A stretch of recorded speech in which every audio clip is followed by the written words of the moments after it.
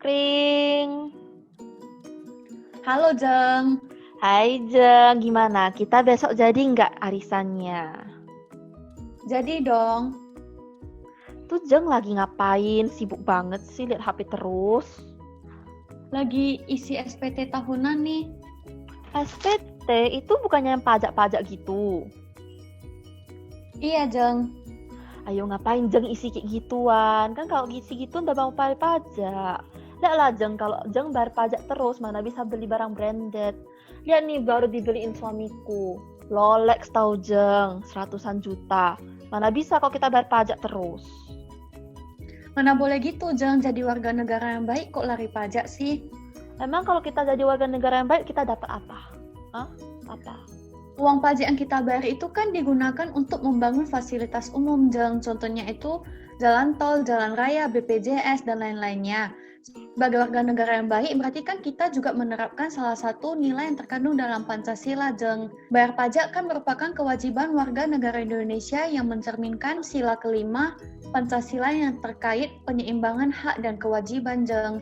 Selain dari sila kelima tadi, dengan membayar pajak berarti kita juga ikut berkontribusi dan mencerminkan sila keempat Pancasila, Jeng. Masa sih itu kamu ngarang aja kan? Mana mungkin kayak gitu. Beneran loh, Jeng. Nanti aku kirim ke kamu aja deh ya videonya. Ya udah mana-mana coba dibuka. Ya udah ini aku bukain ya videonya. Hai guys, welcome back to my video. Kembali lagi bersama saya Cindy Angelina. Video hari ini akan membawa pembahasan mengenai tax amnesty sesuai dengan request kalian di video sebelumnya. Tanpa tunggu panjang lebar lagi, mari kita mulai. Tax amnesty sering juga dikenal sebagai penghapusan pajak yang telah diberlakukan di berbagai negara, termasuk salah satunya adalah Indonesia. Nah, penghapusan pajak ini telah diatur dalam undang-undang di mana wajib pajak hanya perlu mengungkapkan hartanya dan membayar tebusan pajak sebagai pajak pengampunan atas harta yang selama ini tidak pernah mereka laporkan. Tax amnesty juga bertujuan untuk menarik harta dari wajib pajak yang tersimpan di negara-negara bebas pajak dengan harapan mereka dapat mengalihkan hartanya ke dalam negeri. Untuk pembahasan lebih lanjut dan mendalam, kita akan melanjutkan pembahasan pro dan kontra dari tax amnesty yang akan dibawakan oleh rekan saya, Shelly Kevin dan Michelle. Pada kesempatan kali ini, saya akan menjelaskan mengenai pro dari tax amnesty.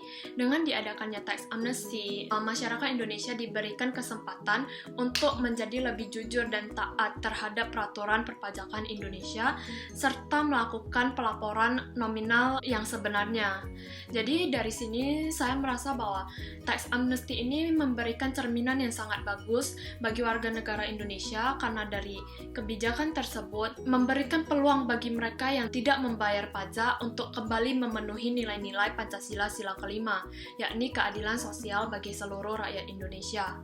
Dengan melaporkan pajak dengan nominal yang sebenarnya, secara tidak langsung masyarakat akan ikut serta dalam berkontribusi meningkatkan anggaran pendapatan dan belanja negara atau APBN. Dan selain itu semua, masyarakat atau kita juga ikut serta dalam meningkatkan stabilitas ekonomi makro negara kita sendiri.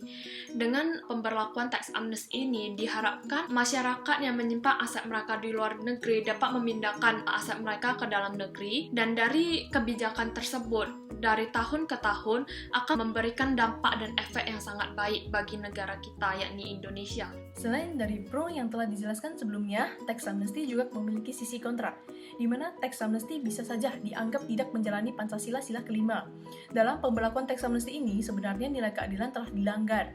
Dengan adanya tax amnesty, pemerintah cenderung menciptakan suatu ketidakadilan antara rakyat yang taat membayar pajak dengan rakyat yang terbiasa tidak melaporkan pajak sama sekali, di mana rakyat yang tidak taat membayar pajak hanya perlu membayarkan 25-30% dari jumlah yang belum mereka bayarkan. Tax amnesty ini seolah-olah dianggap sebagai sebuah apresiasi kepada masyarakat yang selama ini tidak membayarkan pajak, namun melaporkan pajak melalui program tax amnesty ini. Sementara rakyat yang taat membayar pajak lainnya tidak mendapatkan apresiasi, melainkan bisa saja merasa dirugikan.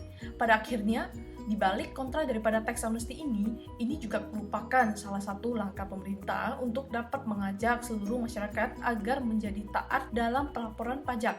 Bagaimana guys setelah pembahasan pro dan kontra dari tax amnesty sebelumnya?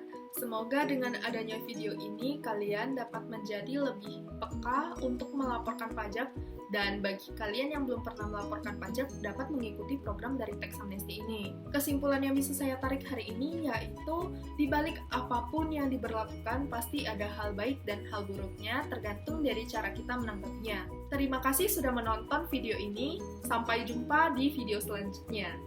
Mana Jeng, udah ngerti belum? Berarti kalau kita ikut tax amnesty, kita kan udah sama ini nunggak. Jadi kalau kita ikut tax amnesty udah lunas ya. Berarti kita nggak lari pajak lagi. Iya Jeng. Oh gitu. Oke deh Jeng. Jeng ngomong-ngomong tahu nggak gimana cara daftar tax amnesty-nya? Aku mau lapor sekarang. Malu soalnya. Oke Jeng, aku kirim ke kamu ya linknya. Oke Jeng. Ini udah dapat linknya. Makasih banyak loh Jeng. Oke, aku pergi dulu. Aku mau baca-baca dulu. Oke Jeng, see you tomorrow. Bye-bye. Bye-bye.